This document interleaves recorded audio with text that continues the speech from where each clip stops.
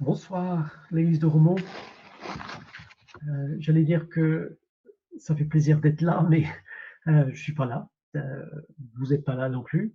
Euh, on est quelque part connecté par ordinateur et tant mieux. J'ai pas pu être présent avec vous beaucoup cette année, comme les années précédentes.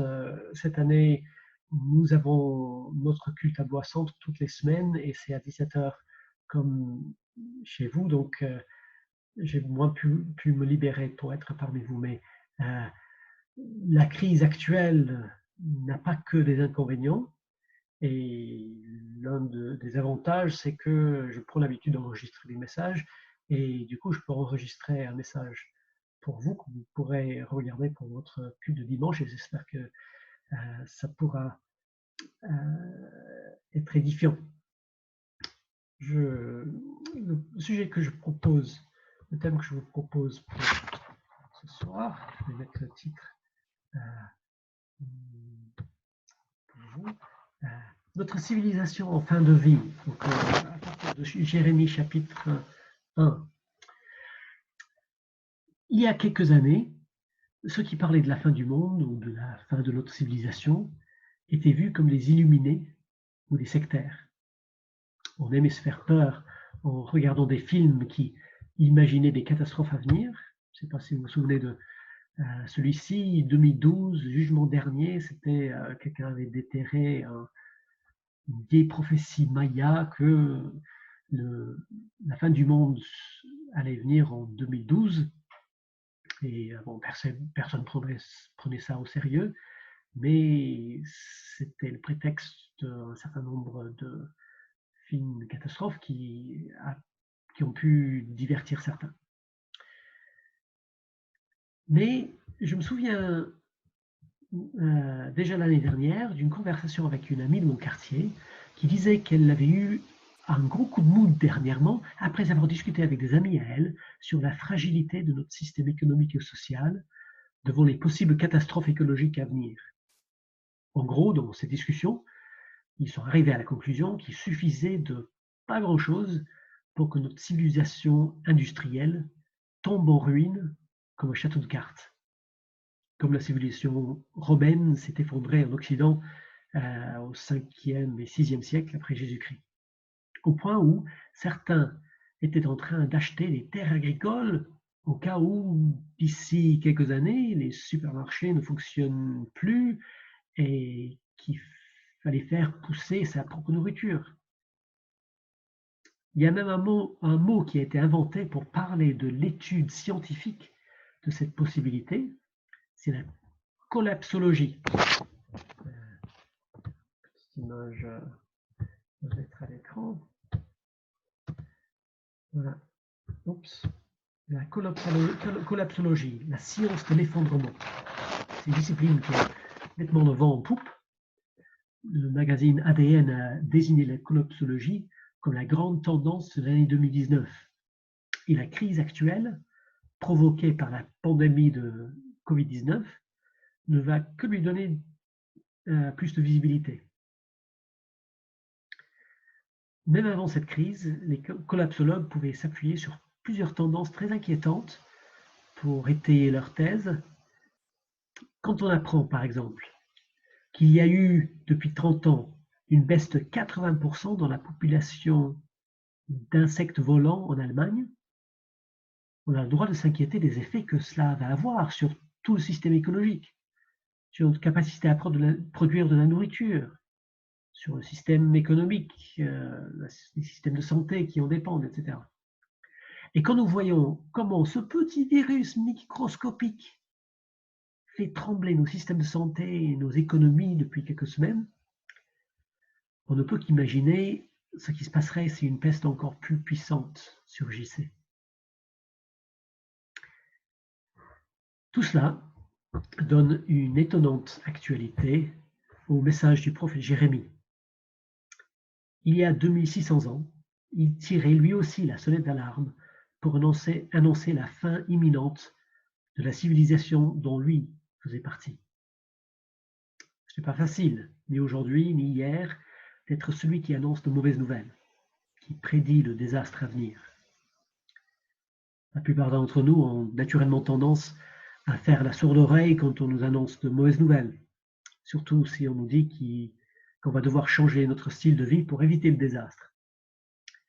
Celui qui porte le message, on le traite de catastrophiste. On se dit, mais non, ça va aller, on n'a jamais eu de gros problèmes dans le passé, on s'en sortira, arrête de nous déprimer. Jérémie a rencontré beaucoup cette réaction-là parce qu'il y avait un message très noir à délivrer, surtout au début.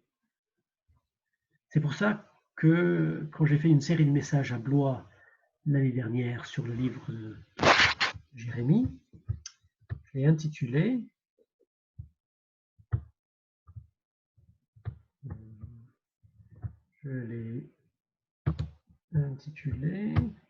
Lumière au bout du tunnel. Lumière au bout du tunnel. Il y a de la lumière au bout. Une très belle lumière d'ailleurs. Mais avant d'y arriver, le tunnel est quand même très long. Présentons un peu Jérémie. Voici les infos de base qui se trouvent sur sa carte d'identité. On les sait d'après les premiers versets du livre de la Bible qui porte son nom. Donc on est à peu près, ce serait utile d'ailleurs de chercher, si vous avez une Bible de texte, on est à peu près aux 2/3 de la Bible, si vous l'ouvrez comme ça. C'est le livre qui porte son nom et qui rassemble ses prophéties. Chapitre 1, versets 1 à 3, c'est là où on trouve ces informations. Donc on est en Israël, un peu plus de 600 ans avant Jésus-Christ. Et Jérémie, on le voit, a une carrière prophétique de plus de 40 ans. Dès le début du livre, on annonce où tout ça va se terminer. Il n'y a pas de suspense du tout. Sa carrière commence 40 ans avant l'effondrement du royaume de Juda, la destruction de Jérusalem, et elle prend fin dans les mois suivant cette catastrophe. C'est-à-dire qu'il va passer une très longue période à annoncer la catastrophe à venir. Il va entrer dans le tunnel obscur quand la catastrophe viendra, mais il ne va pas en sortir. Il verra la lumière au bout du tunnel, mais seulement de loin. Donc, c'est dur, l'invocation de Jérémie, dur. Et pourtant, ce premier chapitre du livre de Jérémie n'est pas déprimant. Le livre dans son ensemble non plus. Il a ses moments sombres, mais on n'y perd jamais l'espoir. Quand on marche avec le Dieu de Jérémie, on ne perd jamais l'espoir. Même si les pires intuitions des collapsologues se réalisent, on ne perdra jamais l'espoir.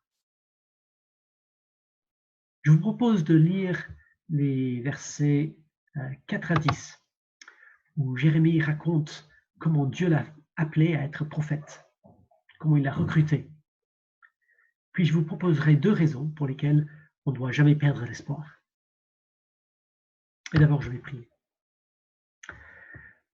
Père éternel, je voudrais te remercier pour ta parole que tu as donnée il y a 2600 ans à Jérémie et qui aujourd'hui garde une actualité pour nous. Je prie que maintenant tu nous aides à la comprendre et que tu, par la suite, nous fortifies, nous donnes la force pour la mettre en pratique. Au nom de Jésus, Amen. Donc lisons Jérémie chapitre 1, versets 4 à 10. La parole de l'Éternel m'a été adressée. Avant de te former, dans le ventre de ta mère, je te connaissais. Et avant que tu naisses, je t'avais consacré. Je t'avais désigné prophète pour les nations. J'ai répondu, « Ah Seigneur, je ne sais pas parler, car je suis trop jeune. » L'Éternel m'a dit, « Ne prétends pas que tu es trop jeune, car tu iras trouver tous ceux vers qui je t'enverrai, et tu diras tout ce que je t'ordonnerai. N'aie pas peur d'eux, car je suis moi-même avec toi pour te délivrer, déclare l'Éternel. Puis l'Éternel a tendu la main et a touché ma bouche, avant d'ajouter, « J'ai mis mes paroles dans ta bouche. Vois, aujourd'hui, je te confie une responsabilité envers les nations et les royaumes, celle d'arracher et de démolir, de faire disparaître et de détruire, de construire et de planter. »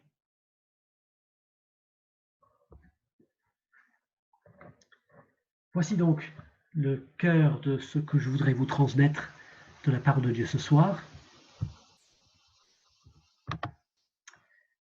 Avec le Dieu de Jérémie, il ne faut jamais perdre l'espoir, même quand les fondements de notre civilisation tremblent, parce que, premièrement, quand Dieu nous met un défi, il nous donne de quoi le relever. Et là, on va regarder surtout les versets 4 à 9. Pensons aux grands défis que nous avons dans la vie. Alors il y en a certains qui sont certes de grands défis, qui sont des ambitions personnelles, mais que nous nous sommes nous-mêmes imposés. Ce n'est pas Dieu qui nous demande de les faire. Être premier de ma classe en maths, être sélectionné pour la première équipe de foot, obtenir tel ou tel contrat pour mon entreprise, perdre assez de kilos pour pouvoir rentrer dans le pantalon que j'avais à 20 ans. Je ne pense pas à ce type de défi-là. Je pense aux défis que Dieu met devant nous. Je vais présenter une petite liste. Essayez de voir dans la liste s'il y en a qui s'appliquent à vous, tout particulièrement en ce moment. On peut les classer de différentes manières. Pensez par exemple au défi d'amour. Par exemple, au défi d'aimer notre conjoint, qui peut parfois être très difficile, surtout si on est confiné ensemble 24 heures sur 24, 7 jours sur 7 pour plusieurs semaines. Aimer nos frères et sœurs dans la foi, les gens dans l'Église que nous trouvons énervants, peut-être. Aimer nos ennemis, ceux qui ne nous aiment pas et nous le font savoir. Ou bien il y a des défis d'obéissance, le défi de persévérer dans la prière tous les jours, c'est une discipline ça. Le défi d'être généreux avec notre temps et notre argent, surtout peut-être dans les mois à venir où notre économie est en baisse, certains vont avoir moins d'argent, vont peut-être perdre des emplois.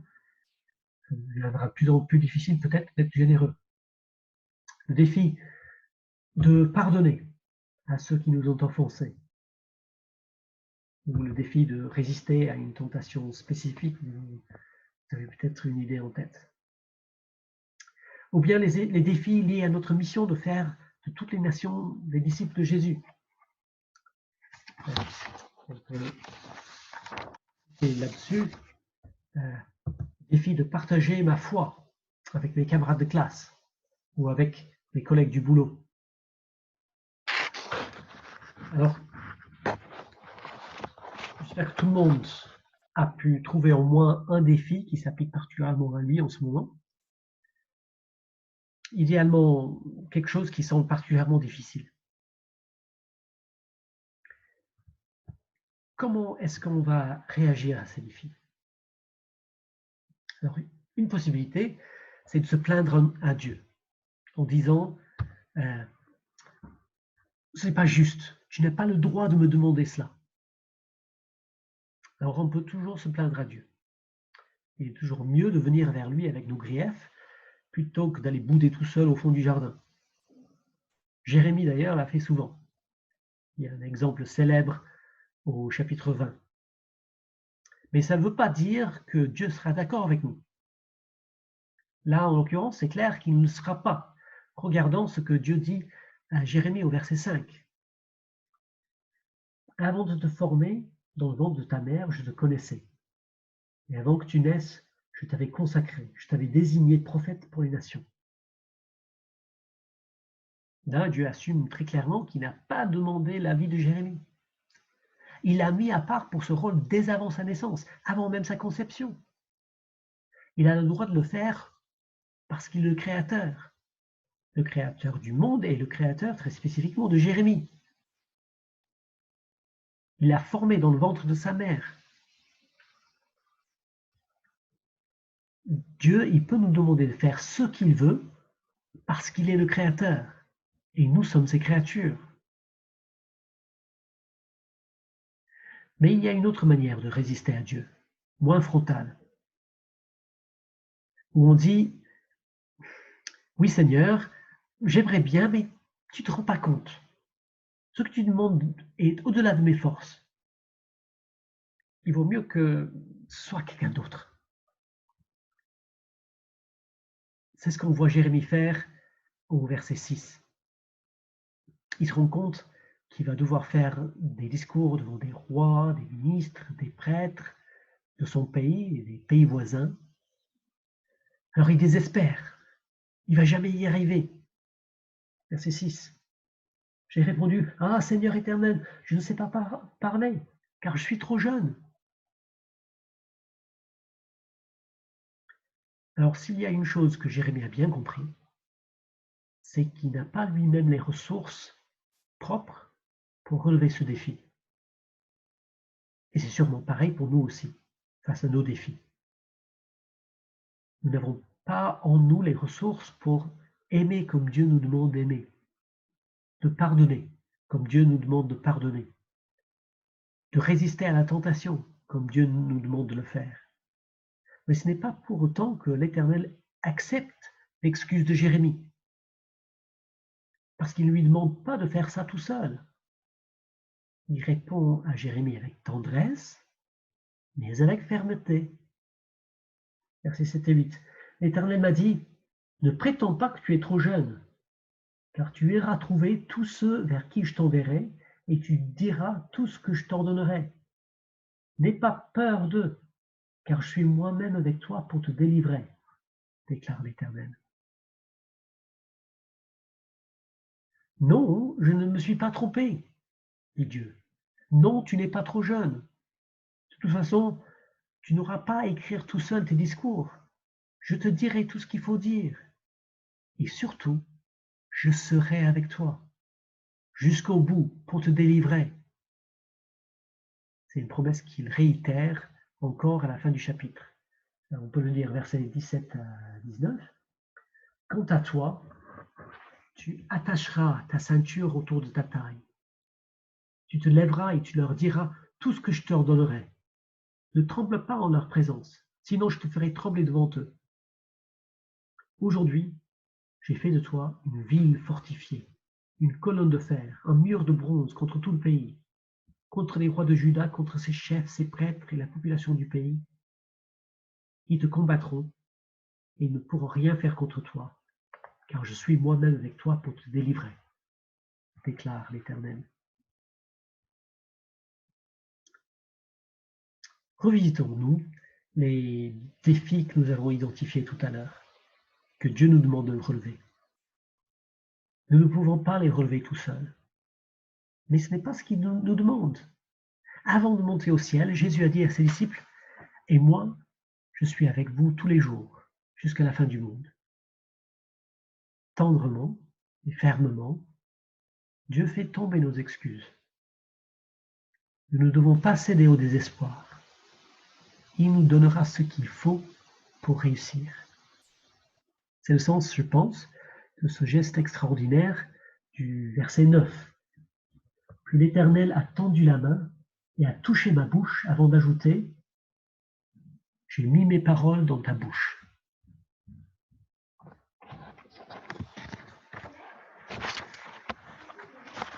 Qu'est-ce que c'est que ça? Dieu tend sa main. Quelle main? Il n'est pas esprit, Dieu. Il n'est pas invisible. C'est quoi cette histoire? On ne sait pas trop.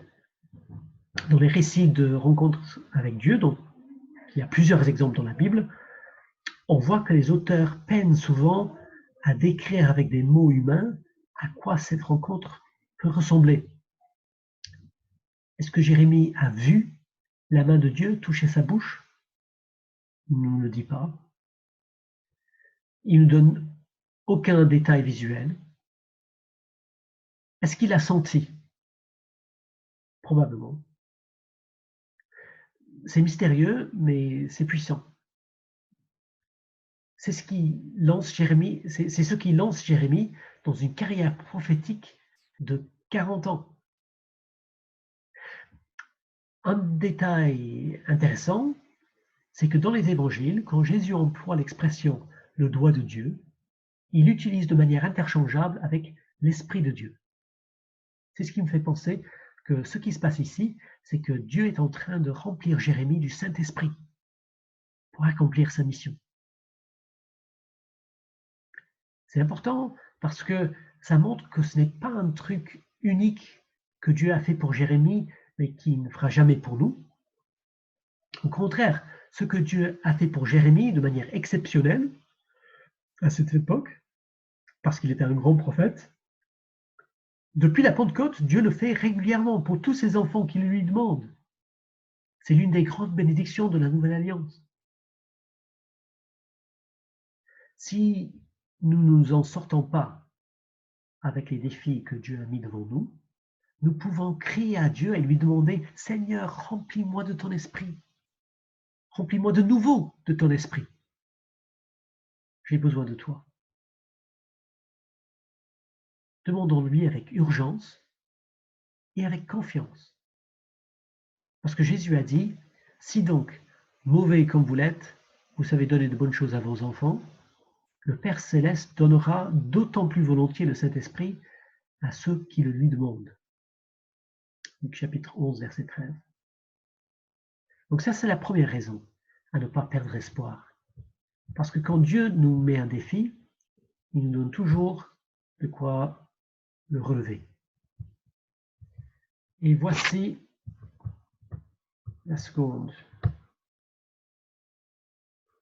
Voici la seconde. Quand Dieu arrache, c'est toujours pour replanter derrière. Est-ce que vous avez déjà participé à de grands travaux de rénovation? C'est quoi la première étape? Eh bien, c'est bien sûr d'arracher le papier peint, ou enlever le carrelage, ou casser les cloisons. Une première étape de destruction. C'est indispensable, sinon, ça ne sert à rien de faire le reste. Évident. Et ça peut être drôle. Des fois, j'ai une sœur de l'église à Lois-Centre m'a raconté que quand son frère avait des gros travaux à faire, il a demandé à ses amis de l'église de venir l'aider pour tout casser au début. Il a beaucoup de volontaires pour tout casser, mais plus personne quand il s'agissait de faire le travail soigneusement pour rebâtir après. Bon, ça peut être drôle ou pas drôle. Chez Jérémie, quand il est question d'arracher, de détruire, etc., c'était pas drôle du tout. Non, c'était triste à en pleurer. Mais le truc, c'est que c'est nécessaire. C'est indispensable. Et ça mène vers un but positif, qui est de construire quelque chose de meilleur, de plus beau, de plus solide. Quand Dieu arrache, c'est toujours pour replanter derrière. Je tire ça du verset 10. On peut le relire. Vois, aujourd'hui, je te confie une responsabilité envers les nations et les royaumes, celle d'arracher et de démolir, de faire disparaître et de détruire, de construire et de planter. Ici, dans ce verset, nous avons la table de matière du livre de Jérémie. Voilà ce qu'il va dire inlassablement à son propre peuple et aux nations d'alentour pendant plus de 40 ans. Par son message, il va arracher, démolir faire disparaître, détruire, construire et planter. D'abord, vous voyez, 4 verbes de destruction, négatifs, et ensuite 2 verbes de création, positifs. Il va y avoir besoin de beaucoup de destruction.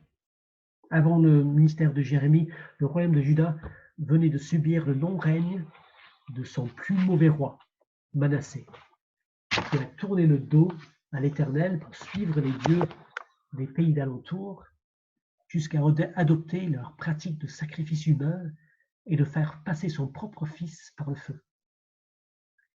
Il a entraîné le peuple dans de telles habitudes de rébellion contre l'Éternel qu'il allait être très difficile pour le roi Josias, son fils, et pour les prophètes comme Jérémie, de ramener le peuple à l'Éternel.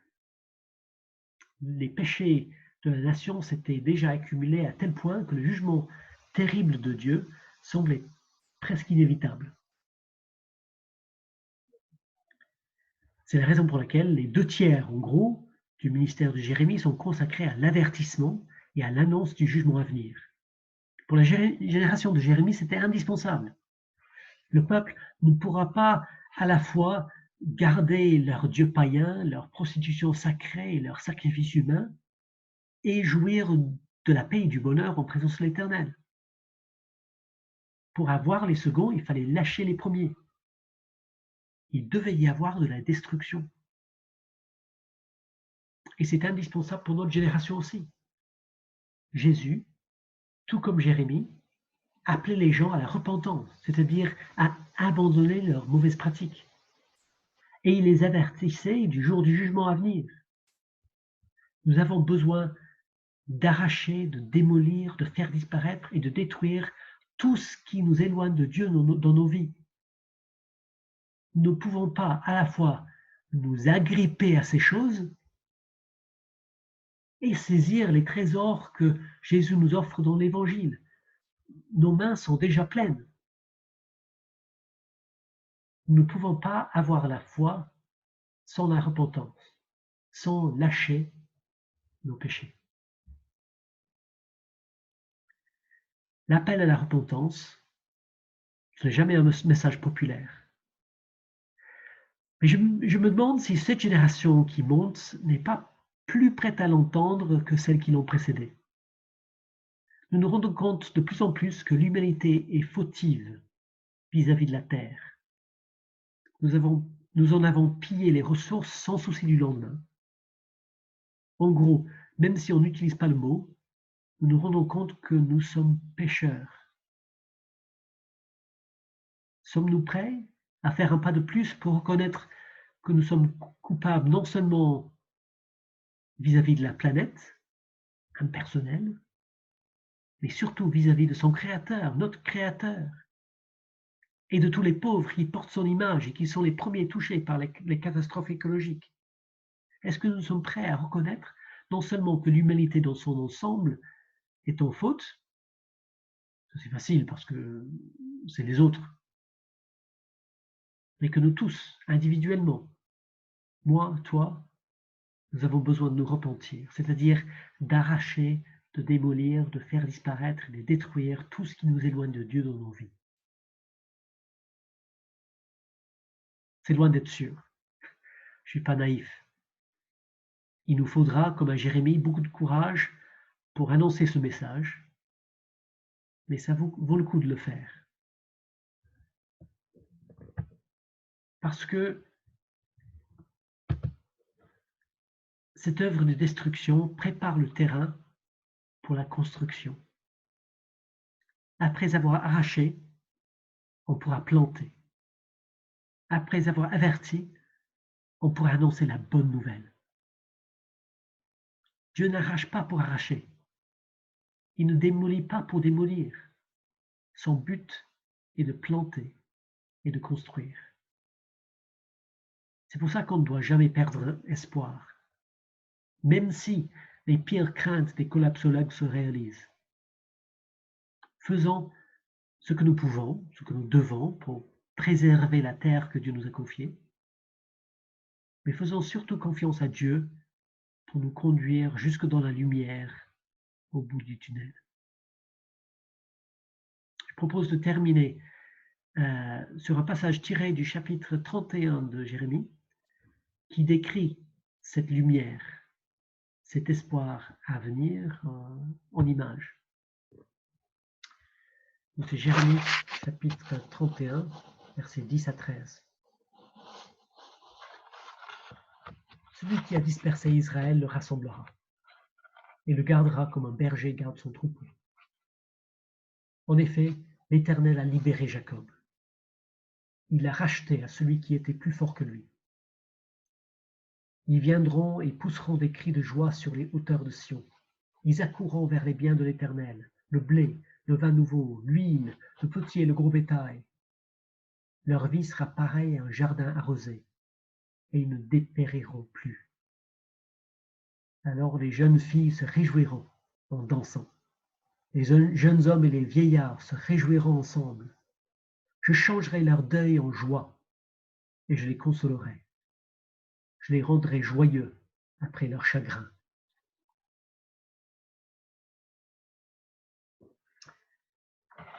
Je vais prier. Père éternel, nous vivons dans un temps d'inquiétude, dans une certaine mesure, même avant la crise actuelle, mais accentuée par la crise actuelle. Je prie, Seigneur, que dans cette période, nous ne perdions jamais l'espoir. Je prie que nous puissions garder nos yeux fixés sur toi et relever les défis que tu mets devant nous, en sachant compter sur tes forces pour le faire, en venant vers toi pour demander que tu nous remplisses de ton esprit de nouveau pour être à la hauteur de ces défis. Et je prie que tu nous aides aussi à porter ce message qui est au fond une bonne nouvelle, mais qui demande aussi, annonce aussi la repentance. Je prie que tu nous aides à porter ce message pour la gloire de ton nom. Amen. Et peut-être une chose que vous pourrez faire en conclusion, ce serait de chanter. Je ne sais pas si vous connaissez le vieux chant « Jeunes et vieux se réjouiront ensemble ». Vous pouvez trouver sur Internet, je vous mettrai un lien pour là vous pouvez l'écouter sur Internet et chanter chez vous pour exprimer, pour quelque part vivre l'espoir que Jérémie met devant nous en musique. Voilà. À bientôt.